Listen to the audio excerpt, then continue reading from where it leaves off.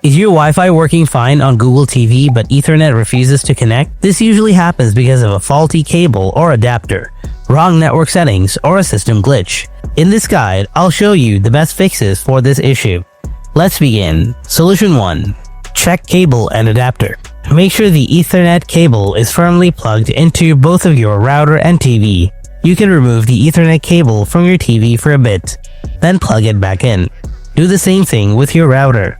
Simply plug out the Ethernet cable from your router, then plug it back in. You can also try to switch the LAN port of your router and try to attach the Ethernet cable into another LAN port. That can sometimes work too. If possible, test with another Ethernet cable or adapter.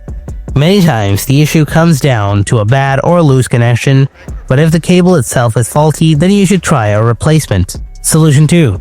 Restart devices and switch router. Restart your Google TV by powering it off completely. Then plug it back on. Meanwhile, unplug your Wi-Fi router for 30 seconds. Wait a bit and plug it back in and reconnect. If Ethernet still doesn't work, try plugging the cable into another router port. This quick reset often fixes the issue instantly. Solution 3. Disable Wi-Fi when using Ethernet. From your home screen, use your remote to navigate to the settings gear icon.